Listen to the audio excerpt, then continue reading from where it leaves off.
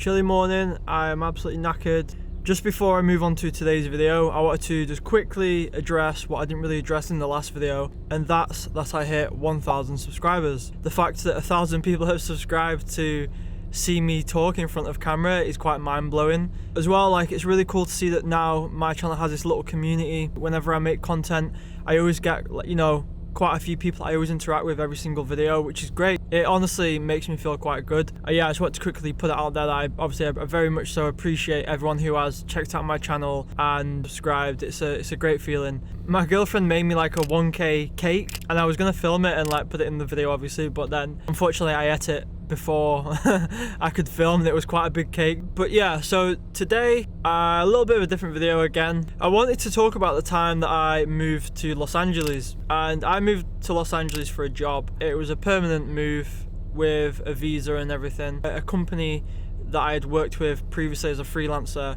You know, it's quite a good story, I think, really. The impact it had on my life was quite great in terms of skateboarding. I'm gonna drive to the skate park now. We've just built a new quarter pipe at the park and it is so nice. I wanna have a little session on that at some point today in the video, so there will be skating in the video. I'll carry on the story when I get to the park.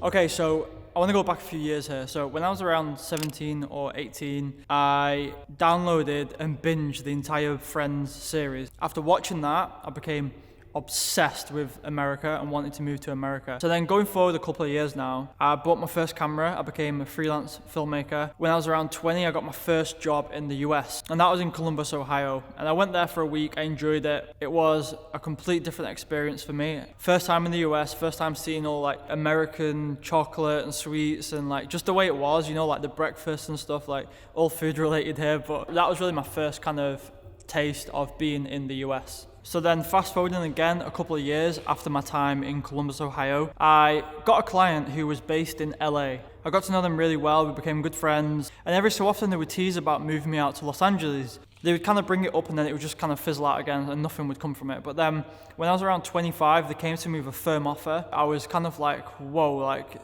it just hit me, you know, like my dream was to move to America. I spoke to a lot of people and, you know, I decided that if I didn't take the job, I would regret it later in life. And in hindsight, I definitely would have regretted not taking that job. So obviously I told them, yep, I'll move over, I'll take the job. So I packed my bags and moved over there with the mindset that this is it, this is gonna be my life now and I'm gonna live in the US. And honestly at this point, I didn't think I would ever move back to England. I thought this is gonna be me from now. You know, at first it was great fun. Within my first few days of being there, we had filmed in this location which kind of blew my mind a little bit. It's a unit with kind of LED panels on the roof. It's in a lot of music videos and commercials in the US. And that was one of my first gigs over there. And I remember just being over the moon how things were going. I remember just being so happy that I'd taken the job and I was in just a good place mentally. A week or two into the job, I saw my skateboard and I remember thinking, you know, I've got some free time today. I'm gonna go skate. So I searched on Google for my local skate park and I saw Stoner Plaza was not far from me. At this point, I didn't know what Stoner Plaza was, but I'd heard of the name. Once I arrived there, I knew exactly what the skate park was. I'd seen it on Instagram numerous times. It's probably one of the most famous skate parks in Los Angeles or in the world. It's not the biggest or it's not the best, but it is incredibly fun. And I ended up basically making it my morning routine. So I'd get up in the morning and I would arrive at Stoner Plaza for 9:45. The skate park wouldn't open till 10 o'clock. You had to wait till the guy came and like unlocked the gate. So I'd get there for like 9:45 early.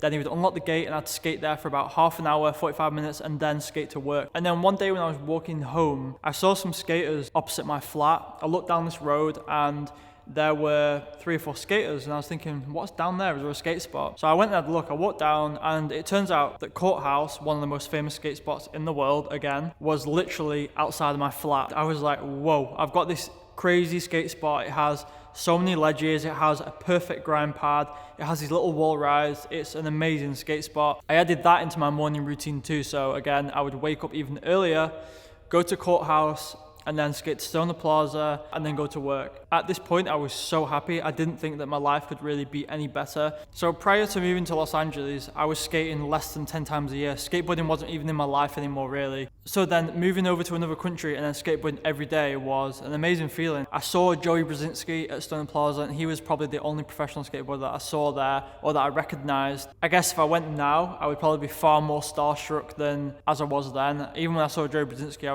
wasn't that bothered, you know, like, it was cool to see him, but it was just like, you know, Joey Brzezinski, no offense, Joey.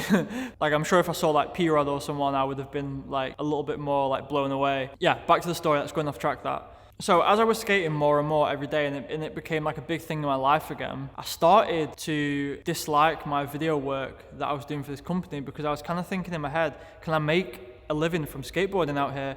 Obviously, I was under no impression that I could be a skateboarder and earn a living from me skateboarding, but I was thinking, could I become a filmer out here? You know, every day I would skate for a couple of hours, then go to the office, and I would sit in a dark room because the guy that I was working for did not like the lights on. So I'd go from being outside in this amazing sunshine to sitting in this dark room, and the only light in there was like the computer screen LEDs. And honestly, I started to feel depressed. You know, it started to get a little bit toxic in the workplace. The people that I was working for, in my opinion, were not suited to be bosses. They lacked the skills that I think that you should have as a boss if you're looking after people. Skateboarding started to become like a bit of an escape from work, and skateboarding really started to become this thing that was saving me every day, and it was a thing that was keeping me going, knowing, okay, so I'll get home from work tonight, and in the morning I can go skate for a couple of hours. And it made me realize, you know, that like skateboarding is the thing that I want to base my life around. And this was a few years prior, obviously, to starting this YouTube channel and starting Plant Skate Co, but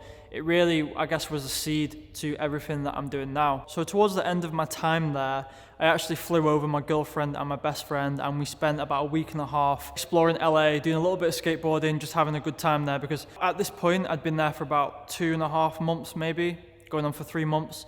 And outside of going to the skate parks and working, I hadn't really seen much or been anywhere. So, you know, I asked for some time off, they gave it me. It was an amazing time. I got to see so much over there, and it was great. Still to this day, I think is probably the best holiday I'll ever have. They then went home, and I went back to the office. My first day back in the office was quite horrific. As soon as I got there, I was bombarded with like this pressure. It was super weird. I remember just being like, what the fuck is going on? It felt like they were kind of like pushing me out a little bit here, or like singling me out a little bit. I found it so strange. I don't know. That day was just so weird and surreal.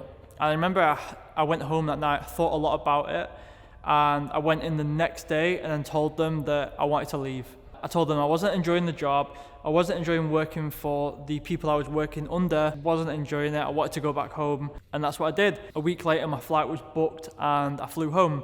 Definitely do not regret moving back from LA. I would have regretted not taking the job, but now that I've been, I know that I am super happy in Blackpool. I have a lot of friends here, a lot of family here, and you know, moving to LA was a great experience, especially for me as a skateboarder, because it really opened me up to finding that passion again for skateboarding. And then once I moved home, I remember trying to carry on my schedule of getting up early, going to skate. I went to like a local park near me, not a skate park, just like a park you would walk through, and it was freezing, and I was skating this really rough British ground, really terrible skate spot, and I remember just thinking, wow, this is so shit in comparison to waking up every day and going to Courthouse and then Stone Plaza. I just thought, I can't do this, this is awful. Yeah, I didn't get up early again in the morning ever again to go skate at my local park. It was kind of sad really when I think about it. But what I did do, I did start skating more. I did really get back into skating. Skating really became a part of my life again. I do feel without moving to Los Angeles, I wouldn't have got to this point now. Just seeing the whole scene out there, going to Venice Beach where the skate park is, seeing the crazy skateboarders there. It seemed over in the US like people were so dedicated to skateboarding. And I think, you know, a lot of people over here would be too, because you have that really nice weather every single day. And the ground is so smooth when you're at skate spots, and it's like that place is made for skateboarding. It's just insane. You know, regardless of the work situation, just the skateboarding over there was just a life-changing experience for me. It sounds quite stupid, I guess, because you just skateboard in a different place, but it really was just so different to anything I've ever experienced, and it was just amazing. That's the end of today's video. Hope you enjoyed it. See you in the next one.